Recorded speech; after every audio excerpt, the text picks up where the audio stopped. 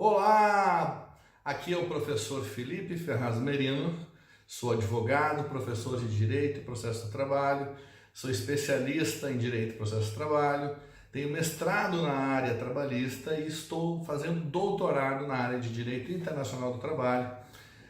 Venho aqui com um novo tema para vocês, de acordo com os pedidos dos meus ouvintes, dos meus seguidores. Sempre quando eu tenho um pedido, eu procuro atender. E o pedido aqui hoje é para falar sobre o tema da despedida indireta. É quando o empregado pode aplicar uma justa causa no empregador, ou seja, quando o empregador descumpre a lei e o empregado pode pleitear na justiça todas as indenizações como se estivesse sendo demitido. E, dependendo do caso também, é possível pleitear uma indenização de dano moral ou de assédio moral, dependendo da ofensa que o empregador faça neste contrato de trabalho. A despedida indireta, ela está prevista no artigo 483 da CLT, a Consolidação das Normas do Trabalho. Ela diz assim, o empregado poderá conceder rescindir o contrato de trabalho e pleitear a devida indenização quando? E aí tem a letra A. Quando forem exigidos exercícios superiores, serviços superiores às suas forças, defesos por lei, contrários aos bons costumes ou alheios ao contrato. O que significa isso? Vou dar um exemplo aqui, superior às suas forças. O homem pode carregar no máximo 60 quilos de força, por exemplo. Por isso que nós temos lá o saco de 60 quilos de arroz, de feijão, que as pessoas que trabalham nessa área carregam. Se o empregador, por exemplo, forçar ele a carregar um saco de 70 quilos, de 80 quilos, de 100 quilos maior do que a lei permite, ele está com um serviço superior às suas forças. Nesse caso, ele vai poder pleitear a rescisão indireta. Tá? Alheios ao contrato. Vou dar um exemplo aqui. Tinha uma cliente minha que era secretária, e aí o patrão, querendo humilhá-la, passou a exigir que ela limpasse também o escritório e recolhesse o lixo. E ela entrou com uma ação de despedida indireta, dizendo justamente que o contrato estava sendo desrespeitado, porque era secretária, a função dela não era fazer limpeza e recolher lixo. E aí foi acolhida a despedida indireta porque estavam exigindo exercício de trabalho completamente alheio ao seu contrato, além de ser uma coisa para ela de uma forma humilhante. Ela também recebeu uma indenização por dano moral. Contrários aos bons costumes, né? Eu já tive um caso, por exemplo, de moças que eram obrigadas a trabalhar com roupas muito abertas, degotadas, se mostrando o corpo para atrair clientes em lojas, né? E aí isso é uma questão que causa dano moral ao empregado, esse tipo de uniforme vexatório, e pode causar despedida indireta. Quais as consequências da despedida indireta? Quais as consequências? O empregado, ele entra com o pedido de despedida indireta. Ele pode entrar com esse pedido de despedida indireta e continuar trabalhando, ou ele pode entrar com o pedido de despedida indireta e sair do trabalho, aguardar a decisão judicial. E aí nós temos várias questões. Primeira questão, se ele sai do trabalho, como é que fica? A carteira dele fica sem baixa? Bom, essa questão da baixa pode ser resolvida, porque na primeira audiência ele pode levar a carteira de trabalho dele, que não demora muito, a primeira audiência, e na própria audiência fazer a baixa na carteira. Não reconhecendo ainda a despedida indireta, né? Não é isso. Mas o que acontece? Ele dá a baixa na carteira simplesmente como desligamento do emprego, sem reconhecer se é despedida indireta ou se é pedido de demissão. Isso vai ser reconhecido depois da sentença, exceto se tiver liminar. Em alguns casos é possível entrar com pedido de liminar e o juiz já dá em antecipação de tutela, reconhece a despedida indireta, já tem processos assim, né? E aí nesse caso o juiz já manda a empresa dar baixa na hora da secretaria e antecipadamente, antes da audiência, até já se resolver. Depende do caso, são casos e casos. Mas a baixa na carteira não é problema, isso se resolve independente da decisão da despedida direta. E aí nós temos aqui 3 soluções que que podem ser dadas para uma ação de despedida indireta na Justiça do Trabalho. De que forma pode ser? A primeira, o juiz reconhece a despedida direta. Reconhecendo a despedida direta, manda pagar todas as verbas trabalhistas para o empregado, como se ele estivesse sendo demitido. Quais são as verbas trabalhistas? Férias, 13º, multa de 40% de FGTS, saque de FGTS, seguro-desemprego, aviso prévio indenizado, multas, juro, correção monetária, tudo, se ele reconhecer. Né? Depois nós vamos ver aqui os outros motivos que levam à despedida direta. Segundo ponto, o juiz não reconhece a despedida direta. O empregado não consegue comprovar essa despedida direta. O juiz decide o caso na sentença como pedido de demissão. E o empregado recebe as suas verbas como se tivesse pedido demissão. Quais são as verbas de quem pede demissão? Férias proporcionais, 13º proporcional, férias integrais, se tiver, e o saldo de salário só. Não vai receber multa de 40% de FGTS, não saca FGTS, não tem seguro-desemprego e não tem também o aviso prévio indenizado. Essa é a diferença. E uma terceira modalidade ainda que pode acontecer, que é a culpa recíproca, ou seja, quando os dois têm culpa na demissão. Tanto o empregado quanto o empregador têm culpa nessa demissão. Quando os dois têm culpa nessa demissão, o juiz pode declarar a culpa recíproca. Aí o empregado vai receber as verbas rescisórias pela metade. Como é que funciona isso? Ele recebe a sua multa de aviso prévio, ao invés de ser uma multa, a sua multa de FGTS, ao invés de ser uma multa de 50%, vai ser uma multa de 20%.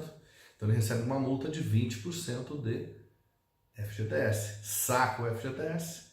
O seu aviso prévio, em vez de ele receber inteiro a indenização do aviso prévio, ele recebe 50% do aviso prévio. Férias, 13º proporcional, as outras coisas ele recebe tudo normal. Tá? Então são essas três modalidades que o juiz pode decidir: reconhecimento da despedida direta, ou não reconhece e encara como declara pedido de demissão, ou reconhece a culpa recíproca. Ok? Gente, se inscrevam no meu canal, dão um like aí, acompanhem.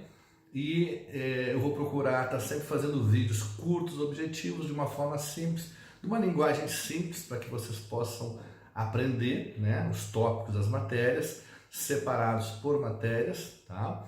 Vamos agora aos próximos itens. É pouca coisa, não é muito. For tratado pelo empregador ou por seus superiores hierárquicos com rigor excessivo. Aquela questão da perseguição, aquela questão de maus tratos, gritos, ofensas, palavrões que o empregado sofre no trabalho. Tá? Isso, se ele comprovar, claro que é prova, né? Tem que ter testemunha, ou tem que ter uma filmagem, ou tem que ter documento, enfim. Né? Prova, se ele conseguir comprovar isso, além de reconhecer a despedida direta, ele pode pleitear também uma indenização por dano moral ou por assédio moral no trabalho. E você imagina só, o empregado é ofendido diariamente no trabalho, com apelidos pejorativos, com palavrões no trabalho. Como é que ele vai fazer? Ele vai pedir demissão? Não, pedir demissão não, porque se ele pedir demissão ele perde tudo, perde as verbas rescisórias, né? Então ele entra na situação e pede a despedida direta.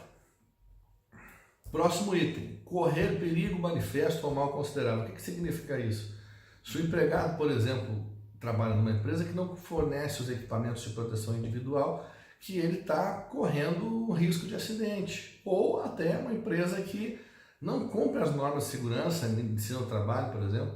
Eu tive o caso do empregado que ele sofreu acidente de trabalho, não é? E quem sofre acidente de trabalho tem estabilidade de 12 meses. Tá bem, ok, isso nós ganhamos. Mas ao mesmo tempo, pensa bem, ele sofreu acidente de trabalho porque a empresa não cumpria as normas de segurança e medicina do trabalho, ou seja, colocava em risco a vida e a segurança dele. Então eu pedi o quê nesse processo?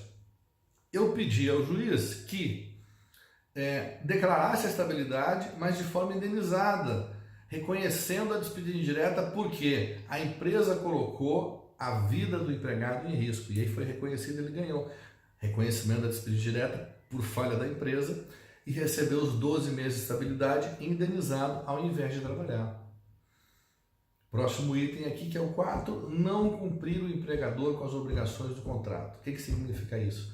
Aquele empregador que não faz depósito de FGTS, aquele empregador que não paga o salário na data correta, aquele empregador que não paga férias, enfim, que não cumpre os pagamentos da forma correta.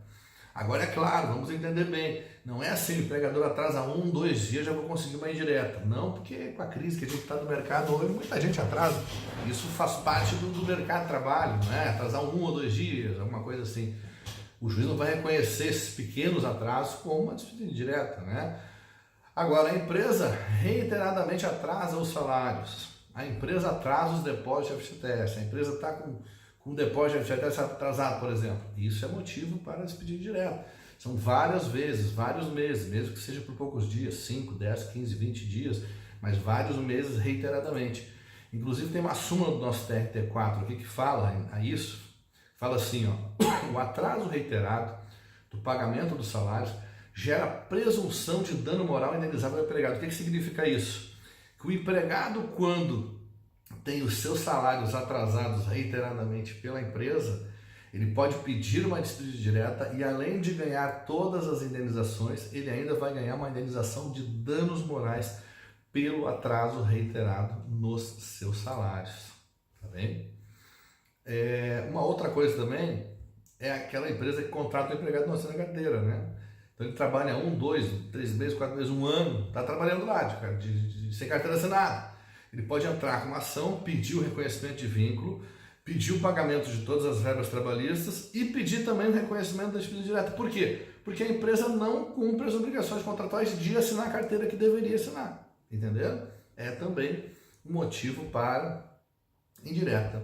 E aí nós temos aqui mais um item, que é praticar o empregador ou seus prepostos contra ele ato lesivo à honra ou à boa fama, que é no caso ofensas com palavrões, né, com relação ao empregado, né? Ou também o outro item aqui, que é a questão de ofensa física. Se o empregado é agredido, se o empregado é ofendido pelo patrão, ele pode procurar os seus direitos judicialmente e reconhecer a despedida direta. Porque imagina como é que fica a situação do empregado que é ofendido ou que é agredido, né?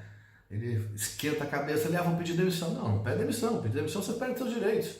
Entra na justiça, reconhece a agressão, reconhece a demissão, recebe todos os direitos como se estivesse sendo demitido, férias, terceiro, fundo de garantia, aviso prévio indenizado, multa de 40% de FGTS, saca FGTS, aviso prévio indenizado, seguro-desemprego e ainda uma indenização por danos morais ou pelo assédio moral sofrido neste caso aí, tá?